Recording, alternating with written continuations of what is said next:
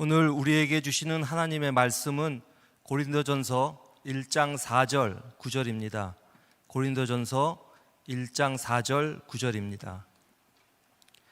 그리스도 예수 안에서 너희에게 주신 하나님의 은혜로 말미암아 내가 너희를 위하여 항상 하나님께 감사하노니 너희를 불러 그의 아들 예수 그리스도 우리 주와 더불어 교제하게 하시는 하나님은 미쁘시도다. 이는 살아계신 하나님의 말씀입니다. 아멘.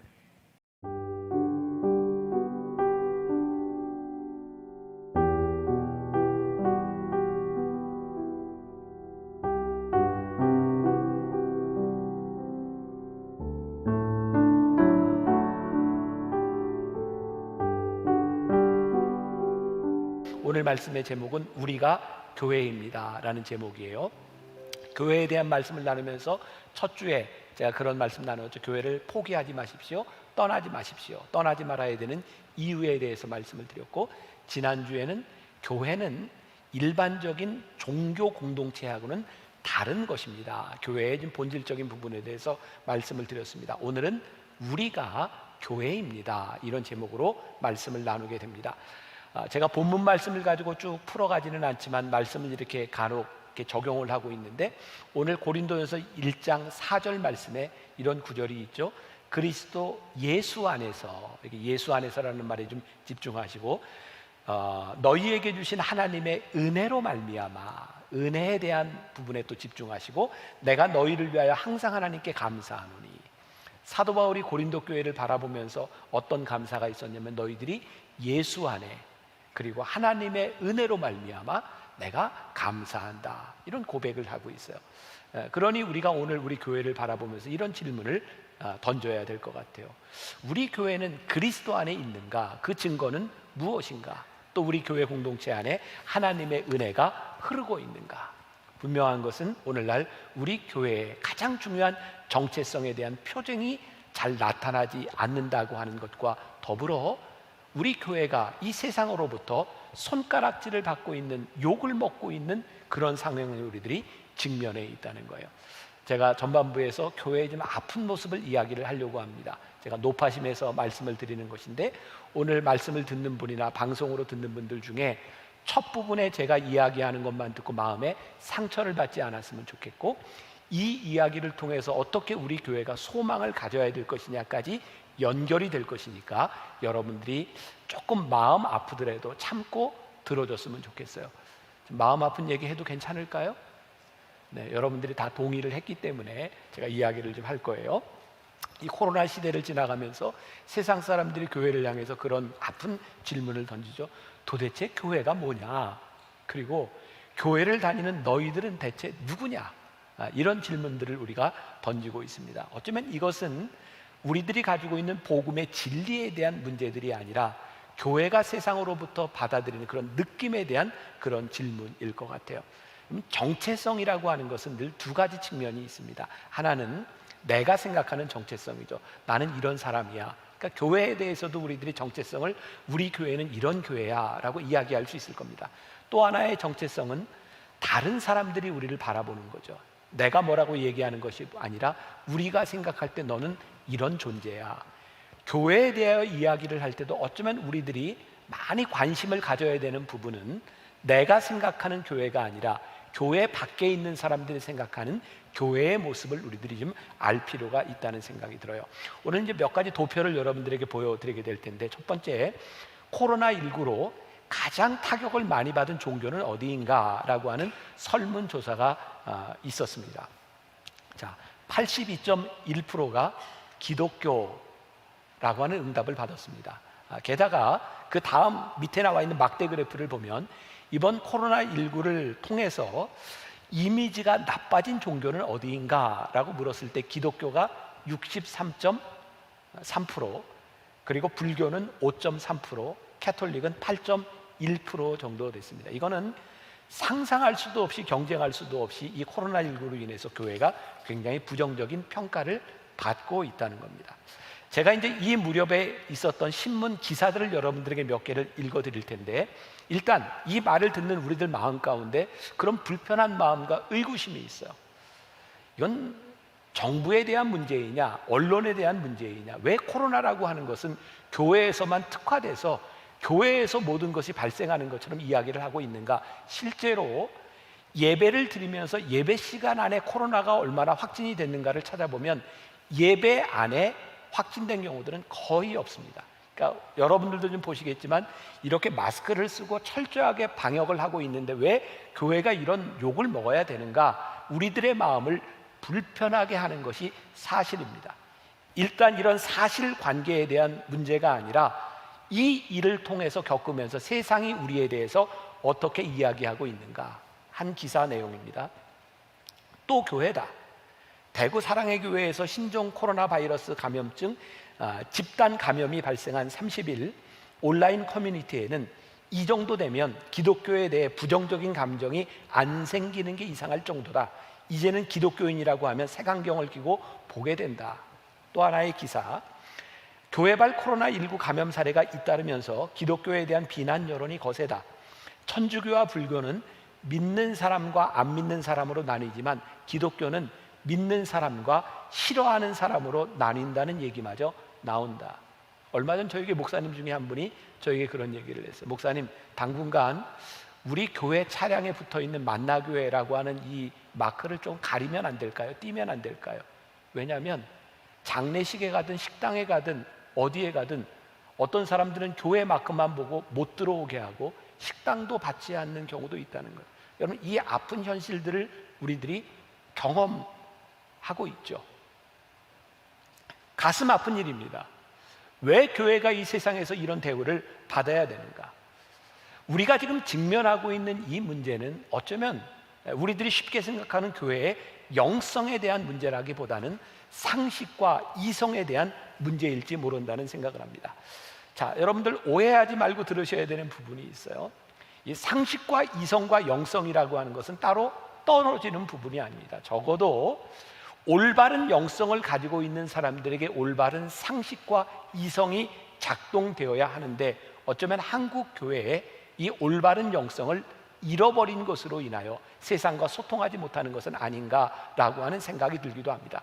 그러나 우리가 지금 이 시간들을 지나면서 어떤 교회, 어느 교회에서 일어났던 그 일들에 대하여 누구를 비난해서는 안 된다. 제가 계속해서 그런 이야기를 하고 있습니다. 아프지만 그것이 우리와 같은 공동체이고, 부모가 자식을 키우면서 어떤 자식은 아리고 아픈 자식이 있는 것처럼 그것이 우리들의 모든 공동체이기 때문에 우리들이 품고 가야 되는 것은 분명한 일입니다.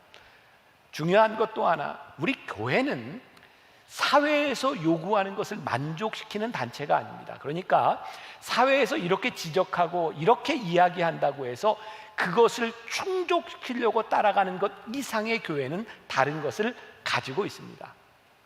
중요한 것은 하나님이 교회를 왜 세우셨으며 우리는 하나님이 세우신 이 교회에서 어떤 역할을 하고 있는가를 생각해 봐야 되는 거죠. 예수님께서 부활하시고 승천하신 이후에 교회를 세우셨어요. 왜? 복음의 도구로. 그런데 오늘날 이 교회가 복음의 도구로 제대로 쓰여지고 있는가, 그렇지 않은가는 우리들이 심각하게 생각해 볼 필요가 있습니다. 이제 몇 가지 도표를 여러분들에게 보여드리는데, 이 도표는 목회 데이터 연구소에서 발표한 내용입니다. 첫 번째, 코로나19 이후 개신교에 대한 이미지. 저기에 보면 빨간색으로 되어 있는 게 개신교, 그 다음에 파란 것은 천주교, 불교입니다. 빨간 거 아주 부정적인 이미지입니다. 다른 종교에 비해서 기독교가 아주 부정적인 이미지를 가지고 있는데 거리를 두고 싶은 32.2%, 그 다음에 이중적인 그런 성격을 가지고 있다라고 하는 게 30%가 넘습니다. 사기꾼 같은 이미지, 그게 29%가 넘습니다. 코로나19로 인하여 지금 우리들이 사회로부터 받고 있는 인상은 저렇게 나와 있습니다. 다음 도표로 하나 넘어가 봅니다. 자, 우리나라 종교에 대한 얘기입니다. 이것은 교회만을 이야기하고 있는 것이 아니고 종교가 제 역할을 감당하고 있는가라고 물었을 때 2018년도에 보면 7% 정도, 그러니까 아주 적게 사람들이 응답을 냈고, 그리고 2020년에는 더 줄어서 6% 정도만이 종교가 이 사회에서 제대로 된 역할을 감당하고 있다라고 이야기를 했습니다. 자, 그 다음 도표. 그러면 우리 국민들이 그냥 원하는 2020년 종교의 역할은 어떤 것인가 라고 봤더니 제일 많은 게 51%로 다양한 봉사활동의 주체가 되어야 된다. 그 다음 사회적 약자를 보호하고 시민들의 심리적 불안감을 해소해야 된다라고 나와 있습니다. 자, 여러분들 저기를 보세요. 저기에 어떤 국민도 교회를 바라보며 종교를 바라보며 영적이어야 된다 이런 이야기를 하지 않습니다. 세상 사람들은 교회를 바라볼 때 영적인 것에는 아무런 관심이 없습니다. 그러니까 세상이 교회에 바라는 것과 우리 교회가 만들어야 되는 우리의 신앙의 아이덴티티하고는 차이가 있는 것이죠. 제가 미국에서 박사학위 논문을 쓸 때 제가 썼던 그 제목이 우리말로 이야기하면 예수 믿지 않는 사람들의 눈으로 보는 선교 전략이라고 하는 논문을 썼어요. 세상 사람들이 바라보는 것이 그것이 옳은 교회에 대한 모습은 아니지만 우리들이 복음을 전하기 위해서 세상 사람들이 교회에 대하여 어떻게 생각을 하고 있는가를 우리들이 알아야 될 필요가 있다는 거죠. 자, 다음 그림으로 넘어가 봅니다. 한국 종교계, 이건 교회만을 이야기하는 것이 아니고 종교계의 문제점은 무엇인가 라고 물었을 때 1위로 나와 있는 65%의 사람들이 종교계 자체의 부정과 부패, 그리고 두 번째 종교계의 집단 이기주의, 또 종교인들의 생활이 바람직하지 못한 것, 이것이 한국 종교계의 문제점이다라고 이야기를 하고 있습니다. 그러니 여기에서 우리 교회는 그렇지 않습니다. 사실 우리 교회 장로님들, 우리 교인들 제일 자랑스럽게 생각하는 것 중에 하나가 우리 만나교회가 깨끗하다는 거 아닙니까? 그러나 우리들이 아무리 이렇게 이야기를 해도 세상이 우리를 향하여 이것이 문제다라고 보고 있다는 거예요.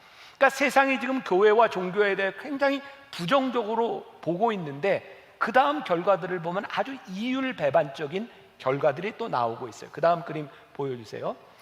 종교의 대사회적 영향력은 어떠한가 라고 물었을 때 사람들이 그렇게 부정적으로 보고 있음에도 불구하고 종교가 개인에 미치는 영향력에 대해서 과거 대비 증가할 것이라고 보는 것이 제일 많았어요. 또 종교가 일상생활에 미치는 영향력에 대해서도 과거 대비 증가할 거라고 보는 것이 제일 많았어요. 또 종교가 사회에 미치는 영향력에 대해서도 과거 대비 증가할 것이라고 하는 것이 다수를 차지하고 있습니다. 신기하죠? 사람들이 종교에 대해서 굉장히 비판적인 시각으로 보고 있음에도 불구하고 그들의 마음 가운데 죄송합니다. 조는 사람이 있었나 봐요. 죄송합니다. 그럼에도 불구하고 종교가 그리고 교회가 해야 되는 역할들에 대한 기대들을 여전히 가지고 있다는 거죠. 자, 그 다음 그림으로 넘어가면 국민 2명 중에 1명이 힘들고 지친 이 코로나 현실 가운데서 종교의 역할은 더욱 중요해지고 있다라고 보고 있는 거예요. 저기 52%는 뭐냐면 힘들고 지친 현실에서 종교의 역할은 더욱 중요해지고 있다. 60%는 사회가 불안할수록 종교를 믿는 사람이 늘어날 것 같다. 이게 참 재미있죠. 부정적으로 봄에도 불구하고 그들의 마음 가운데 이게 종교가 필요하겠다고 생각을 하는 거죠. 그 다음 그림, 국민의 절반 가까이나 되는 45%의 사람들이 앞으로 종교의 역할이 훨씬 더 중요하게 될 것이다 라고 이야기를 하고 있고, 그 밑에 향후 종교 전망에 대해서도 사람들은 저기 39%라고 차지한 데 보면 사회적 거리두기의 경험으로 앞으로 신도들이 절, 교회, 성당을 찾는 습관이 줄어들 것이다 라고 보았던 거죠. 근데 저는 이 결과들을 보면서 저렇게 가지 않을 것이다. 저는 코로나 이후에 교회가 가지는 영향력이 굉장히 커질 것이라고 저는 보고 있습니다. 그 다음으로 넘어갑니다.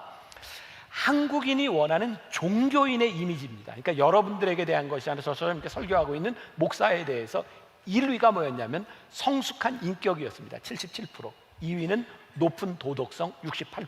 세 번째가 높은 사회 봉사율이었습니다. 세상이 목회자에게 원하는 것은 훌륭한 영성과 기도하는 목회자의 모습이 아니라 세상은 목회자를 바라볼 때 성숙한 인격과 높은 도덕성을 요구하고 있다는 겁니다. 그러니까 저와 교회가 이 사회로부터 올바른 좋은 영향력을 주기 위해서 우리들이 신경 써야 될 중요한 부분 중에 하나가 사실은 세상을 향해서는 영성에 대한 부분보다 더 중요한 것이 우리들의 삶의 인격에 대한 부분들이 어떠냐는 것이 중요한 거죠. 자, 그리고 올해 들어서 굉장히 많은 논란의 여지가 되었던 교회 목사의 정치 참여에 대한 의견을 물어봤습니다. 자, 설교 등 공식적인 곳에서 정치적인 발언에 반대한다. 개신교인이 73%, 그 다음에 일반 국민이 78%. 이건 교회에 대한 물음이었어요. 두 번째, 정치나 집회나 활동에 참여에 대하여 반대한다. 교인이 81%, 일반 국민이 84%였습니다. 이 부분에 대해서는 참 놀랍게도 교인이나 교회를 다니지 않는 사람이나 동일한 의식들을 가지고 있는 겁니다.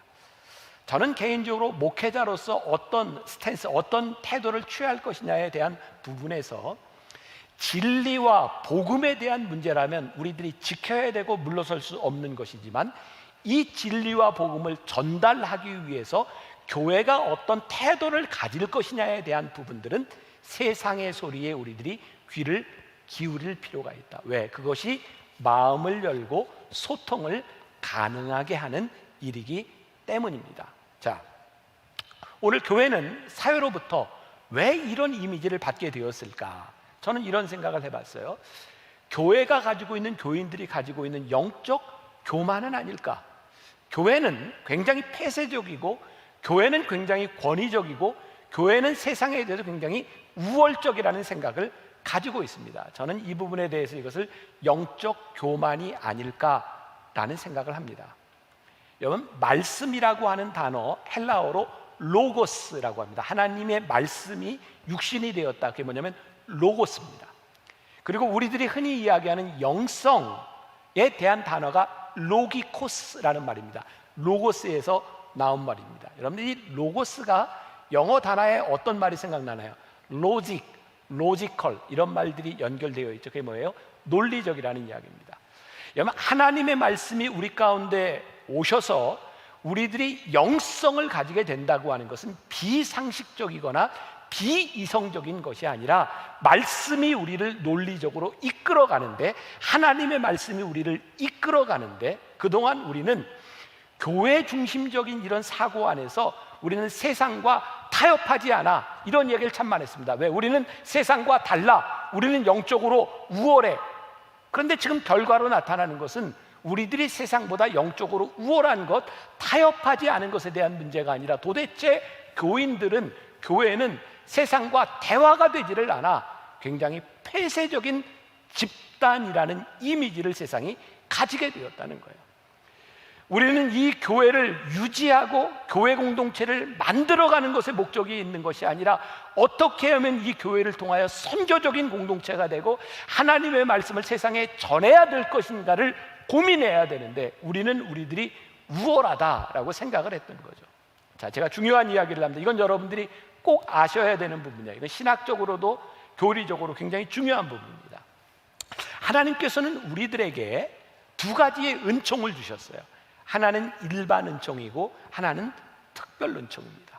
자, 두 가지 어떤 은총을 주셨다고요? 하나는, 두 번째, 이런 반응 가지고는 설교가 계속되기 힘든데, 자, 첫 번째는 일반 은총, 두 번째는 특별 은총. 굉장히 중요한 겁니다. 여러분, 일반 은총과 특별 은총은 무엇일까요? 하나님이 세상을 이처럼 사랑하사 독생자를 주셨어요. 이게 일반 은총입니다. 하나님은 특수한 누구를 위하여 독생자를 주신 것이 아니라, 하나님이 세상을 이처럼 사랑하사 모두에게 일반 은총을 주셨어요. 그러니까 성경에 보니까 예수를 믿는 사람이든 믿지 않는 사람이든 선인이든 악인이든 모두에게 골고루 피를 주시고 모두에게 해를 주시는 분이에요. 이게 일반 은총입니다. 그런데 우리들에게 독생자 예수를 주셨는데, 이 예수를 믿는 믿음으로 구원을 받는 우리는 특별 은총을 받은 사람이에요. 그러니까 모든 사람에게 있는 일반 은총을 우리들이 특별 은총으로 가지냐 가지지 않느냐에 대한 문제이겠죠. 근데 우리 크리스찬들이 참 이해하고 받아들이기 힘든 것이 일반 은총입니다. 우리는 종종 하나님을 믿지 않는 사람들이 이 세상에서 잘 되는 걸 보면 참 힘들잖아요. 그리고 우리는 신앙생활도 잘하고 열심히 성경도 보고 기도를 하는데 암에 걸리고 죽을 병에 걸려서 너무 힘든데, 그렇지 않은 세상 사람들이 건강하게 살아. 이거 어떻게 우리들이 해석해야 되는 거예요? 여러분, 건강에 대한 문제와 우리 흔히 이야기하는 암 이런 것에 대한 문제는 일반적인 문제입니다. 이런 병들이 기독교인들을 피해가지 않습니다. 세상 사람들에게만 있는 일이 아닙니다. 특별 은총은 이 일반적인 일 가운데서 우리들이 어떻게 특별하게 믿음으로 반응하고 어떤 믿음을 고백하느냐를 우리들에게 묻고 있는 거예요. 여러분 혹시 아마데우스라고 하는 영화를 아시나요? 볼프강 아마데우스 모차르트, 유명한 음악가입니다. 사실 이 영화의 초점은 누구에게 있어요? 음악가 살리에리가 있습니다. 이 살리에리는 궁정의 음악에 노래를 작곡하는 아주 유명한 사람이었어요. 근데 어느 날 그를 힘들게 하는 일이 일어났죠. 볼프강 아마데우스 모차르트가 작곡을 하는데 천재적인 거예요. 근데 그의 사생활은 개판이에요. 살리에리는 신앙을 가진 사람이어서 하나님 앞에 그 용납이 되어 있습니다. 하나님, 어떻게 저런 사람에게 저런 재능을 주고 나에게는 이렇게밖에 주시지 않습니까? 결국 그는 시기하다가 비참하게 죽죠. 하나님을 믿지 않는 사람에게 이런 재능을 주신 것을 그가 받아들이기 힘든 거예요. 하나님께서 이 세상을 창조하시고 인간들에게 어떤 축복과 어떤 명령을 주셔서 너희들이 이 세상을 정복하고 다스리라. 여러분, 정복하고 다스리라고 하는 것은 우리 크리스찬들이 우월적인 위치에서 마음대로 할 수 있다고 하는 것이 아니라 하나님께서 우리들에게 만들어진 이 세상을 조화롭게 잘 만들라라고 우리들에게 명령을 주셨는데, 우리 크리스찬들은 자랑스럽게 이런 이야기를 하죠. 우리는 세상과 타협하지 않아. 그런데 타협하지 않는다고 하는 것이 참 귀한 일이기는 한데, 이것이 타협하지 않는다고 하는 것이 우리는 세상과 조화롭지 못해. 그래서 세상과의 조화를 깨뜨리고 있다면, 우리끼리 우월한 의식을 가지고 세상과 소통하고 있지 못하다면 하나님의 일을, 하나님의 사역을 우리들이 이 세상에서 만들어갈 수가 없는 거예요. 팀 켈러 목사님, 제가 노파심에서 이야기를 합니다. 이분은 어떤 사람이냐, 21세기에 지금 전 세계에 가장 영향력 있는 복음주의 목사이자 복음주의 신학자로 알려진 사람이고, 뉴욕에 리드머 교회라고 하는 것을 개척해서 뉴욕 맨하탄에서 놀라운 영적 부흥 운동을 일으킨 분입니다. 이 팀 켈러 목사님이 일과 영성이라는 책을 썼는데 거기에 나오는 이야기를 조금 읽어드립니다. 예수님을 믿지 않는 이들과 세상을 섬기는 일에 힘을 모을 수 있다면 더할 나위 없이 든든한 발판이 될 것이다. 남들과 함께 어울려 일하는 크리스천들에게는 겸손과 협력과 진중한 도전이 두루 나타나야 한다.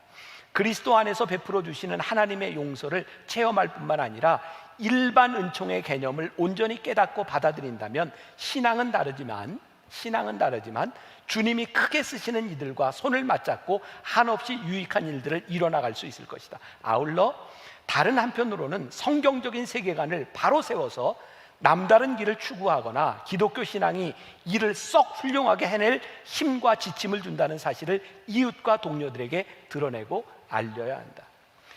아직은 하나님을 믿지 않는 훌륭한 재능과 훌륭한 인격을 가진 사람들과 우리 크리스찬들이 조화를 이룰 수 있으면 참 좋겠다. 그리고 이 가운데서 하나님을 믿는 우리들이 하나님을 믿는 사람으로서 제자로서 살아가는 길이 이런 것이라고 하는 것을 세상에 보여줄 수 있는 아주 훌륭한 신앙인이었으면 좋겠다. 그러니까 일반 은총을 우리들이 믿을 때 특별 은총을 가진 우리들이 세상과 어떻게 조화롭게 살아갈 수 있느냐를 고민해야 합니다. 참으로 부끄러운 일이지만 한국 교회의 현주소가 참담합니다. 그리고 우리 젊은 세대들 가운데, 우리 어린아이들 가운데 이 시대에 크리스찬으로 사는 것이 부끄럽다는 생각을 하기도 합니다. 그런데 이 부끄러움은 교회의 본질에 대한 부분이 아닙니다.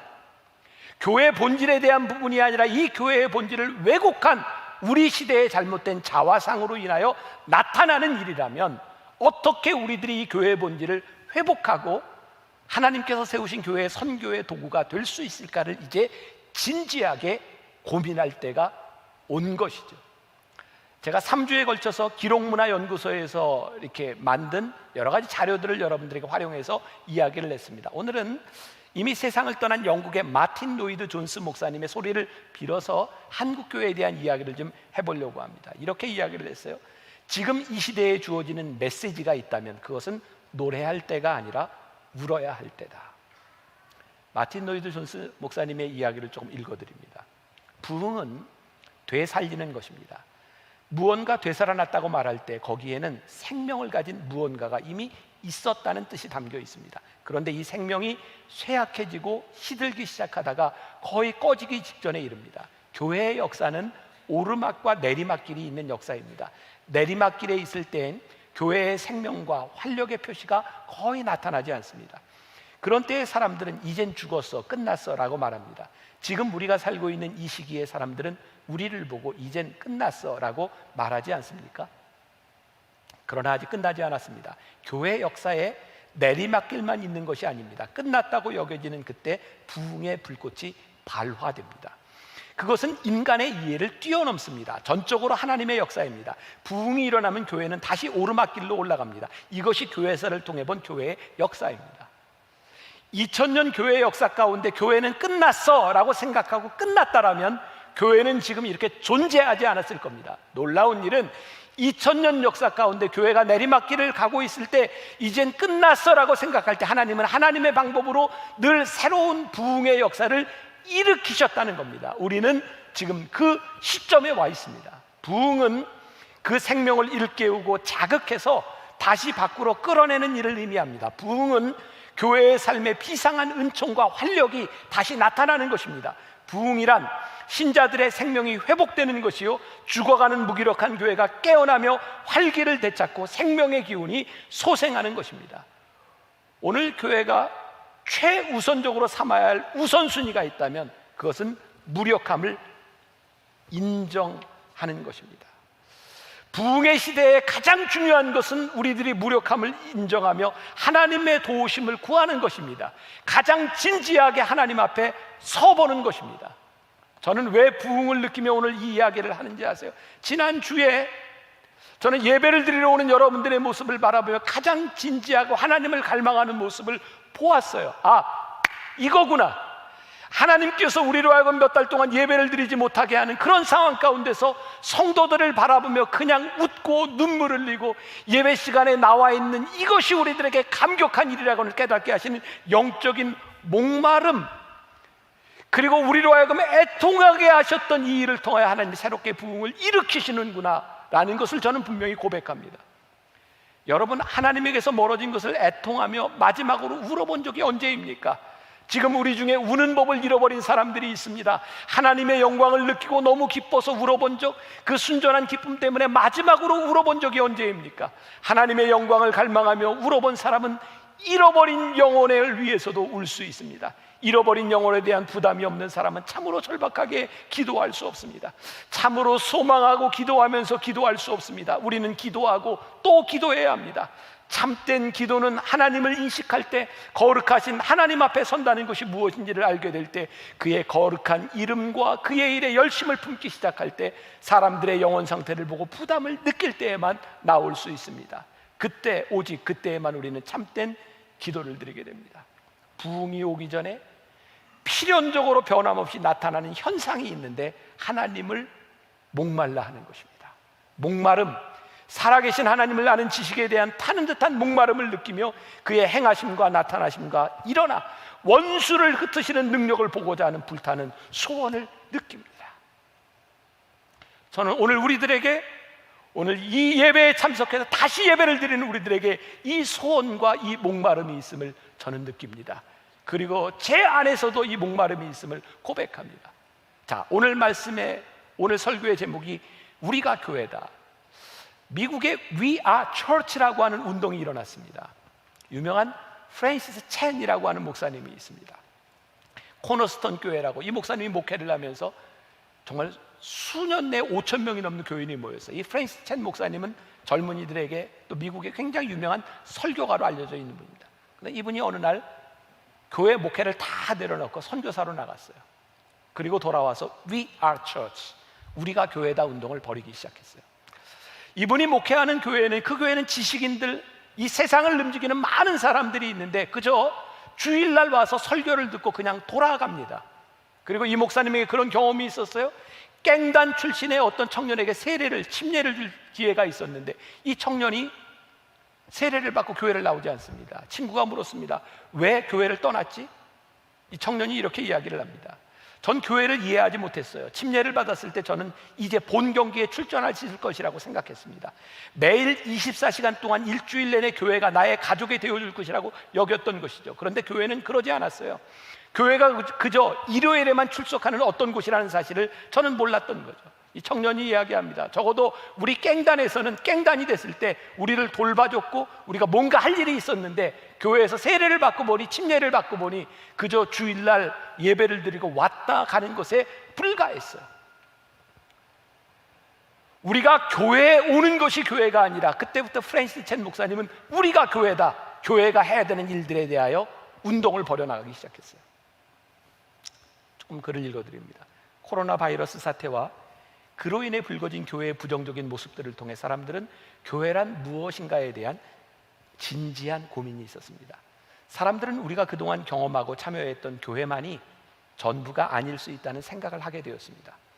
한 목회자에게만 의존하는 신앙생활의 한계와 문제점에 대해서도 깊이 생각하게 되었습니다. 만일 담임 목사가 소위 태극기 부대와 같은 생각을 지녔다면 성도들은 어쩔 수 없이 그의 생각에 따른 현상 해석만을 듣게 됩니다. 소위 촛불에 경도된 목회자와 함께 믿음 생활하는 성도들은 그에게 영향을 받지 않을 수가 없습니다. 지금은 현명한 교인, 현명한 성도들의 분별력이 필요한 때입니다. 그리고 그 분별 가운데서 올바른 신앙생활을 해야 합니다. 이제 우리가 깨달아야 합니다. 우리들 자신이 교회라는 사실입니다. 그동안 교회에 오지만 교회로 살지 못하고 변하지 못하고 하나님이 주신 은사도 활용하지 못했던 죽은 교회에서 이제 살아있는 교회, 우리가 교회다라는 선언이 필요한 때입니다. 여러분들, 목회자나 교회에 너무 의존하지 마십시오. 제가 여기에서 어떤 설교를 할 수 있습니다. 그러나 여러분들이 교회로 살아가는 것은 이 설교를 듣고 들은 대로 끝나는 것이 아니라 여러분들이 하나님 앞에 어떻게 교회로 살아갈까를 여러분들이 고민해야 합니다. 우리 주님이 슬퍼하시는 것, 이 교회를 바라보며 슬퍼하시는 것, 썩어 냄새가 나는 교회를 바라보며 슬퍼하시는 것, 우리가 교회다라고 선언하는 순간 우리는 한 사람 한 사람이 교회로서 살아가는 우리들의 삶의 현장에서 교회가 어떤 것인지를 우리들이 보여주는 능력이 우리들에게 일어나지 않겠습니까? 요즘 목사님들을 만나면 이런 말을 자주 합니다. 세상을 향해 우리가 더 이상 변명할 필요가 없습니다. 아니, 세상은 우리의 변명에 대하여 아무런 관심도 두지 않습니다.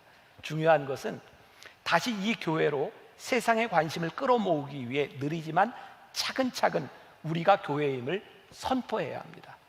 누군가 그런 이야기를 합니다. 지금 일어나는 이 현실이 하나님의 작품이었으면 좋겠습니다.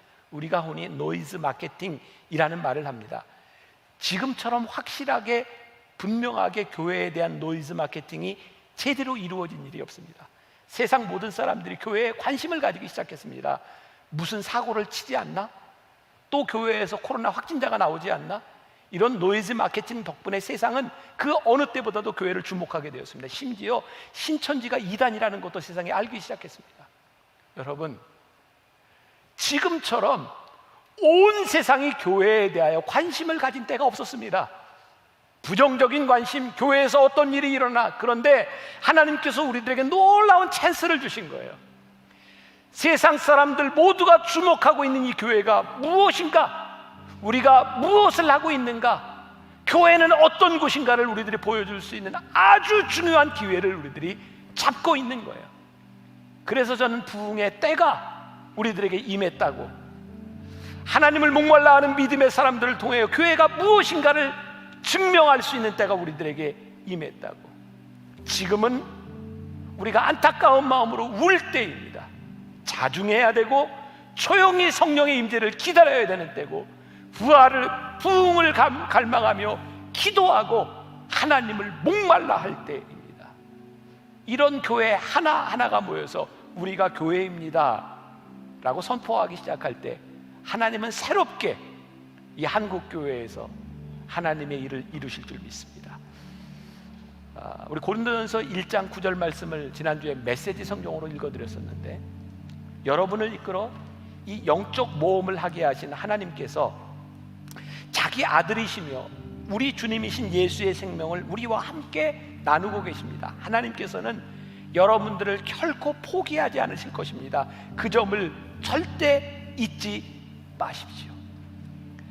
아마 사도 바울 당시에 고린도 교회를 바라보며 사람들이 그렇게 말했을 것입니다. 너희는 끝났어. 교회가 세워진 지 얼마나 되었다고 그렇게 타락했어. 구원의 표징이 사라진 것 같은 그 교회를 통해 오늘 사도 바울이 무엇라고 고백하고 있냐면, 여러분 절대로 포기하지 마십시오. 하나님께서 여러분들을 포기하지 않으시니 절대로 포기하지 마십시오.